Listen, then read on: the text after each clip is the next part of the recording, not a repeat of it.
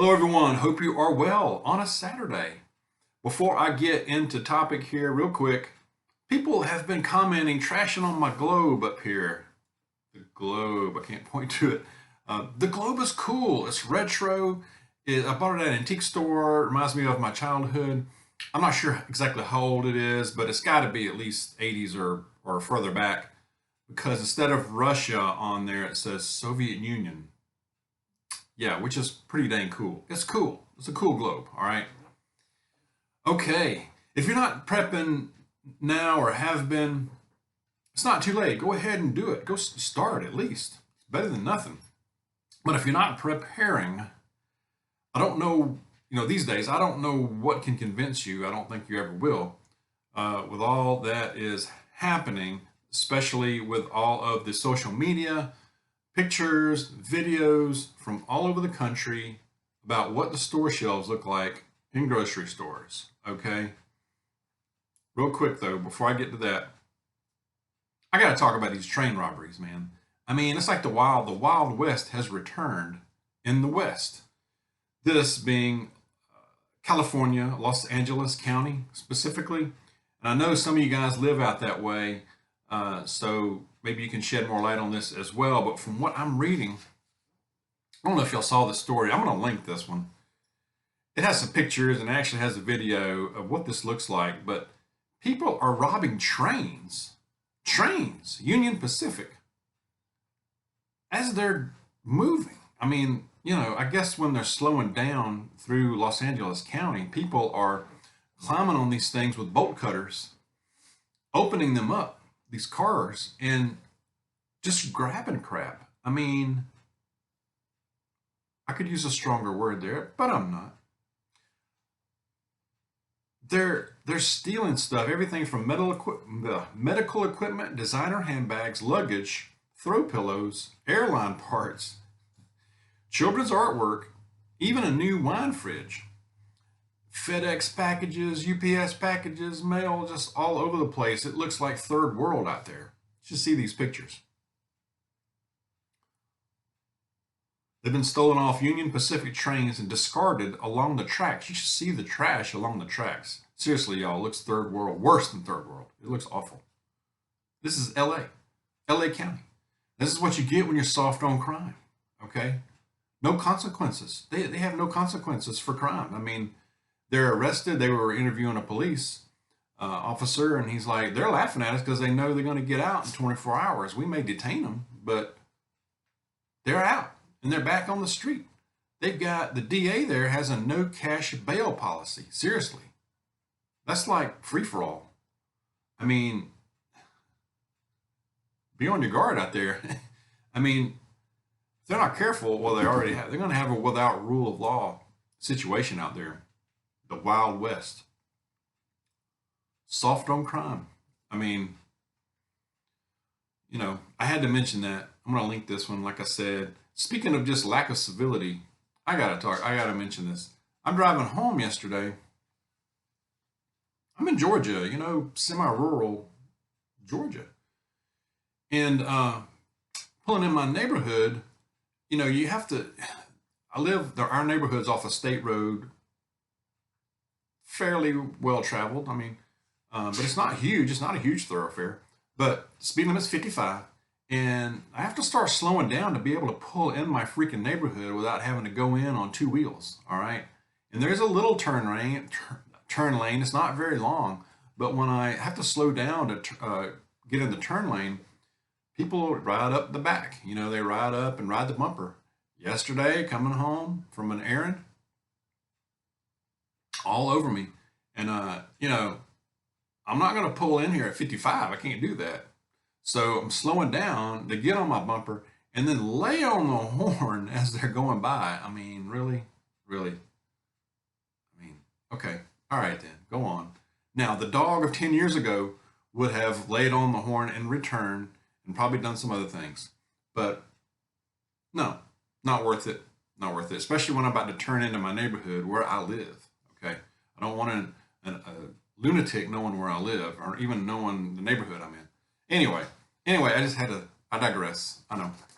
Okay, groceries. Man, holy crap, not only are they going up, I mean, it's unreal, the prices. I mean, y'all see it out there, I guess, but food shortages are deepening for sure. All right, prep, grow what you can, please. I mean, I know we talk about it, but good grief. You've seen all the pictures, the videos on social media. It looks ugly, y'all. I mean, empty store shelves. And I know it's not like that every single place. Depends on where you live. But it is widespread, all right? All over the country. Hearing the same thing in places in Canada. I have a friend in Australia that sent me video this morning. Looks really bad, okay? And he and his family live 4 hours north of Sydney. And this was a scary video. I mean, it was more empty than a lot of video that I'm seeing here in the United States, okay? That looked bad. And it was a large grocery store. I don't know what chain, but, you know, one of their big chains there, all right? I heard somebody say, or on social media, they overheard a store employee tell a customer that management is telling us not to discuss shortages with customers. They're saying they're being instructed to, and I don't know what chain this was. It was a large one though. They're being instructed to just say we're dealing with it best we can. We get what we get. We order and we get what we get. Okay. Forget what state it was. It was the United States, but yeah. So some of the things, processed food, produce, growers of perishable produce across the West Coast are paying nearly triple pre-pandemic trucking rates to ship things like lettuce and berries before they spoil. CEO of large produce companies, which grows onions, watermelons, asparagus along the border of Idaho and Oregon, said he has been holding off on shipping onions and some other things to retail distributors until freight costs go down. So that could be part of the problem. Myers said transportation disruptions in the last 3 weeks have caused by a lack of truck drivers and recent highway blocking storms have led to a doubling of freight costs of fruit and vegetable producers on top of already elevated pandemic prices. Well, yeah. Bird's Eye frozen vegetables maker Conagra Brands, the CEO told investors last week that supplies from U.S. plants could be constrained for at least the next month due to people being out sick. A lot of folks, I guess, from it's all kinds of stuff right now, pandemic, flu, whatever you want to call it. Albertsons CEO said he expects supermarket chain to confront more supply challenges over the next 4 to 6 weeks as the sickness and all puts a dent in the efforts to plug the supply chain gaps. Other things that are bare, chicken, bath tissue, other paper products, toilet paper. I've noticed that too. Toilet paper, drinks, sodas, chicken for sure. Man, it's getting cleaned out, y'all.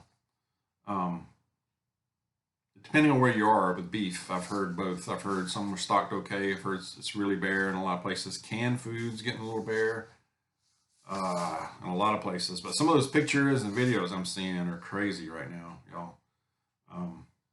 Yeah, that's that one. But a lot of this too is going to be exacerbated. It's going to be getting worse. I believe, as we have heard, you may have heard already, China, you got 2 major ports in China that are closed now. All right. Because they're being locked down from the latest variant, is what they're saying, at least. One expert said, quote unquote, the mother of all supply chain stumbles if this doesn't get rectified soon. But they're closed down for now. They've got several huge cities in China locked down, millions of people in a strict lockdown. They can't go anywhere. They're not even allowed to get much food. You've got factories. You got at least two ports now closed. You got factories, one that makes iPhones. You've got, and it's not just China. In Japan, they've suspended output at the Toyota automaker plant right now. So Toyota. In Germany, they've suspended output of Volkswagens. Didn't say when they'd come back online. But with China, again, real quick, you got Olympics coming up. It's a good opportunity for a super spreader there. It makes you wonder what is going on there. What else is spreading there? You know, is it just the latest variant? I mean, they didn't have high numbers, but they locked down millions of people over a handful of cases. Doesn't make sense to me. Something else is going on there. Share your thoughts on that, please. But as far as supply chain issues, you haven't seen anything yet. I mean, with these ports closing, it's not just China; it's other places. Um, a lot of concerns right there. But share what you think, what your thoughts are on all this stuff. What are you seeing out there? Are you seeing a big difference just in the last week in your stores? Please share that. I'd appreciate it. The comments are awesome. Be safe out there. I know a lot of people are getting hit with weather right now. I don't think we're going to get much here where I am in Georgia, near Athens, and I don't think we're going to get much at all. Cold rain, probably. But north of me, you guys in Tennessee, the Carolinas, Virginia, Kentucky, whew, I think you're going to get something. All right. So y'all be ready. All right. But anyway, be safe, keep stacking, keep praying. All right, I'm going to share some scripture. I'm going to share a prayer that really helps me out a lot. Do that tomorrow. Okay, so tune in tomorrow. God bless you. See you soon.